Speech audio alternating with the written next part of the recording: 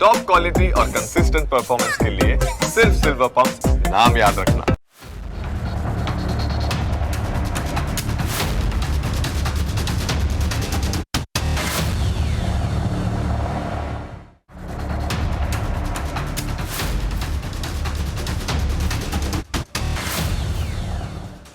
અત્યારે દેશભરમાં ફ્લૂ એટલે કે વાયરલ તાવ, શરદી અને ખાંસીના કેસ ખૂબ વધી રહ્યા છે.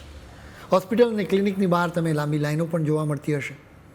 બીજી તરફ દિલ્હી સહિત દેશના કેટલાય રાજ્યોમાંથી સ્વાઇન ફ્લૂના કેસ સામે આવી રહ્યા છે, એટલે મનમાં ફફડાટ થવો તો સ્વાભાવિક છે. સામાન્ય છીંક આવે ને કે તાવ ચડે તો પણ ધ્રાસકો થાય કે આ નોર્મલ ફ્લૂ છે કે પછી સ્વાઇન ફ્લૂ છે, કેમ કે તમે જુઓ કે બંનેના શરૂઆતના લક્ષણો તો એક જ સરખા હોય છે. તમને ડરાવવાનો અમારો કોઈ જ ઈરાદો નથી, પરંતુ હા, તમારે અચૂક કાળજી રાખવી પડશે, કારણ કે સ્વાઇન ફ્લૂના કેસીસ વધી રહ્યા છે. અત્યારે સ્વાઇન ફ્લૂથી સૌથી વધુ ડર દિલ્હીવાસીઓને લાગી રહ્યો છે. આ ડર કંઈ ખોટો પણ નથી, કેમ કે દિવસે ને દિવસે કેસ વધી જ રહ્યા છે. હમણાં 20મી ઓગસ્ટના જ દિવસે માત્ર 24 કલાકમાં ફ્લૂના એક સાથે 159 કેસ સામે આવ્યા. એમાંથી 114 દર્દીઓ તો સીધા H1N1ના જ નીકળ્યા હતા, જેને આપણે બોલચાલની ભાષામાં સ્વાઇન ફ્લૂ કહીએ છીએ. આ નવા કેસ ઉમેરાતાની સાથે જ 2026ના 8 મહિનામાં દિલ્હીમાં સ્વાઇન ફ્લૂના કેસીસનો કુલ આંકડો 1777 પર પહોંચી ગયો છે. અહીં એક વાત તમારે સમજવા જેવી છે. તાવ આવે એટલે આપણે તો બધું એક જ તરાજવે તોલતા હોઈએ છીએ, પરંતુ આ વાયરસની દુનિયા પણ બહુ વિચિત્ર છે. એમાં ઇન્ફ્લુએન્ઝા એક મોટો પરિવાર છે, અને આ H1N1 એટલે કે એક જ પરિવારનું એક સભ્ય છે. એટલે ફ્લૂનો દરેક દર્દી સ્વાઇન ફ્લૂનો દર્દી નથી હોતો. 2026ના આ આખા વર્ષમાં દિલ્હીમાં અત્યાર સુધીમાં ફ્લૂના કુલ 2602 કેસ નોંધાયા છે. આમાંથી મોટાભાગના એટલે કે 2392 કેસ ઇન્ફ્લુએન્ઝા એના છે, જ્યારે સામે પક્ષે ઇન્ફ્લુએન્ઝા બીના માત્ર 210 કેસ જ સામે આવ્યા છે. ખરી ચિંતા તો ઇન્ફ્લુએન્ઝા એ પરિવારમાં છુપાયેલા H1N1 વાયરસની છે, જેના કુલ 1777 કેસ નોંધવામાં આવ્યા છે. ઓગસ્ટનો મહિનો પૂરો થવા આવ્યો ત્યાં સુધીમાં તો આ છુપો ભય ચારે તરફ ચોખ્ખો દેખાવા લાગ્યો છે.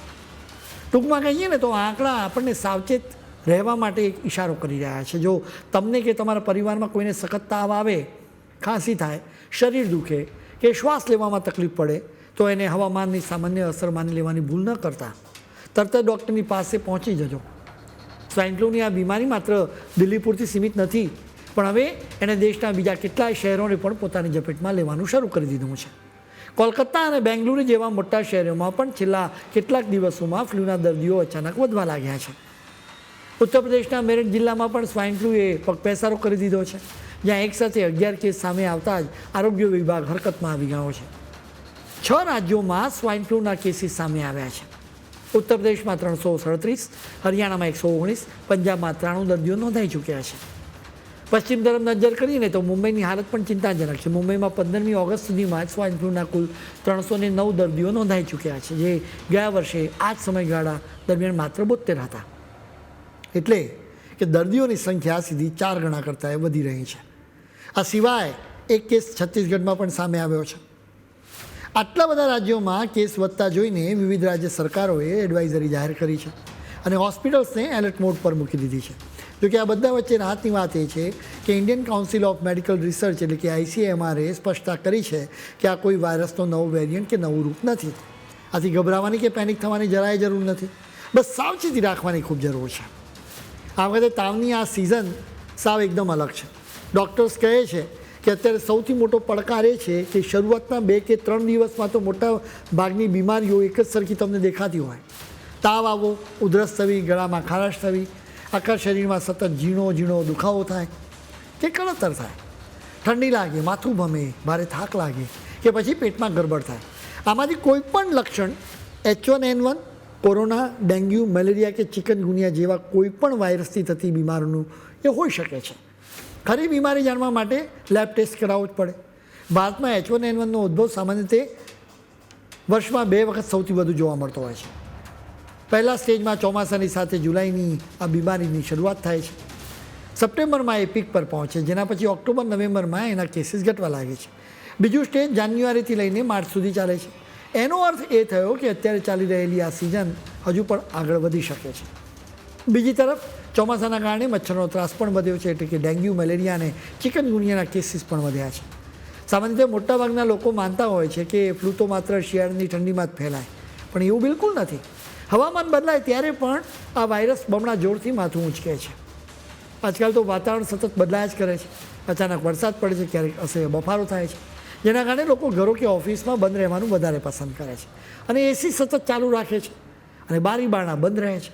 હવે જો આવી બંધ જગ્યાઓમાં તાજી હવાની અવરજવર ન હોય ને ત્યાં એકાદ સંક્રમિત વ્યક્તિ પણ બેઠી હોય તો વાયરસને બાકીના લોકો સુધી પહોંચવાનું ખુલ્લું મેદાન મળી જાય છે. 3 કારણ એકસાથે આવે ત્યારે આ વાયરસ ફેલાય. પહેલું કારણ એ છે કે વાયરસની હાજરી હોય. બીજું કારણ એ છે કે વાયરસની આસપાસ રહેલા લોકોમાં પૂરતી રોગપ્રતિકારક શક્તિ ન હોય.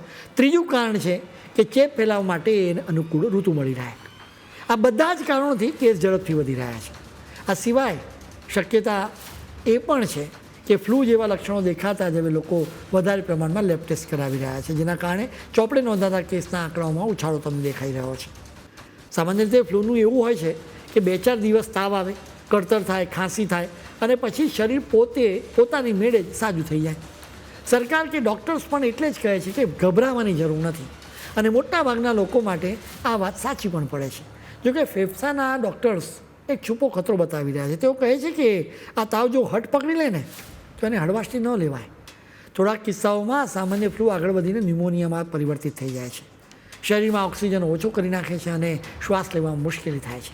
ખાસ કરીને ઘરના વડીલો, ગર્ભવતી મહિલાઓ અને હૃદય કે શ્વાસની જૂની બીમારીવાળા લોકો માટે આ બહુ જોખમી સાબિત થઈ શકે.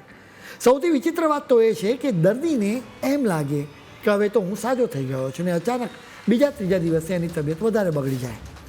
આવા જોખમના લીધે જ ડૉક્ટર્સ કહે છે કે જો શ્વાસ ચડવા લાગે, ઓક્સિજન ઘટવા માંડે, છાતીમાં દુખાવો થાય, અચાનક મગજ ચક્રાવે ચડે, સખત તાવ ઉતરવાનું નામ જ ન લે કે પછી સાજા થયા પછી ફરી તબિયત ખરાબ થાય તો ઘરમાં બેસીને પ્રયોગો નહીં કરવાના, પણ સીધા ડૉક્ટર પાસે પહોંચી જવાનું. આટલા જાણીતા વાયરસ સામે બચવા માટે કોઈ જાદુઈ લાકડીની જરૂર નથી, પણ જો આપણી રોજની નાની નાની આદતો જ મોટી તાકાત છે. ભીડભાડવાળા બસ કે ટ્રેનમાં માસ્ક પહેરી લેવું જોઈએ. રૂટીન કરતાં વધારે વાર હાથ ધોવા અને તબિયત નરમ લાગે ત્યારે કામ ખેંચવાને બદલે 1 દિવસની રજા લઈ લેવી. આ બધી જ સાદી વાતો જ ખરી સુરક્ષા છે. શક્ય હોય તો વેક્સિન લઈ લેવી. વેક્સિન ભલે 100% ગેરંટી નથી આપતી, પરંતુ એનો ફાયદો ચોક્કસ થાય છે. આંકડા બતાવે છે કે વેક્સિન લેનારા વડીલ અને મોટા લોકોમાં હોસ્પિટલમાં દાખલ થવાનું જોખમ લગભગ 30% સુધી ઘટી જાય છે. ગુજરાતમાં અત્યારે સ્વાઇન ફ્લૂની બીમારી માટે ચિંતા કરવાનું જરાય કારણ નથી. એમ છતાં ગુજરાત સરકાર આ બીમારીને રોકવા માટે સજ્જ છે.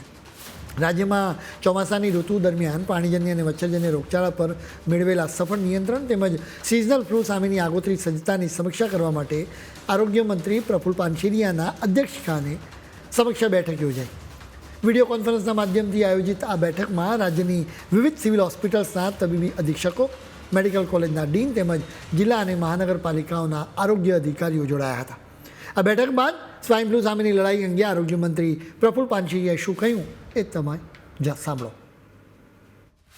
ખાસ કરીને દિલ્હી વગેરેમાં H1N1 સ્વાઇન ફ્લૂ જે પ્રસરી રહ્યો છે, પરંતુ એની પણ ગુજરાતની અંદર તમામ સિવિલ હોસ્પિટલ, રાજ્ય સરકાર દ્વારા ચાલતી હોસ્પિટલોની અંદર તમામ વ્યવસ્થા, દવા અને એમની જાગૃતતા માટે કહેવામાં આવ્યું છે.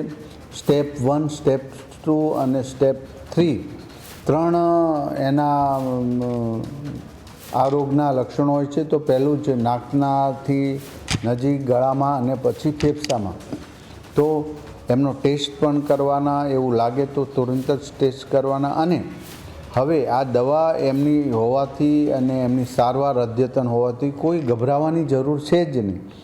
આ તો પાણી આવ્યા પહેલાં પાળ બાંધવાની વાત રાજ્ય સરકારના આરોગ્ય વિભાગની છે. ત્યારે અમારી આખી ટીમે તમામ સુપ્રિન્ટેન્ડન્ટ સાથે વાત કરી છે, એમને માર્ગદર્શન આપ્યું છે. 2019માં જે કેન્દ્ર સરકારે ગાઈડલાઇન્સ આપી હતી એ પ્રમાણે સૌએ ફોલો કરવાની છે. અને હાલ એવી કોઈ સ્થિતિ નથી કે જેથી કરીને નાનો એવો જ પ્રોબ્લેમ હોય.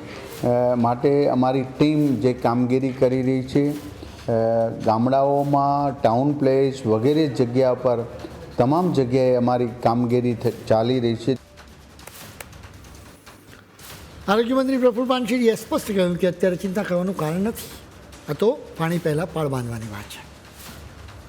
ટૂંકમાં જરાય ગભરાવાની જરૂર નથી, પરંતુ સાવચેતી તો અચૂક રાખવી પડશે.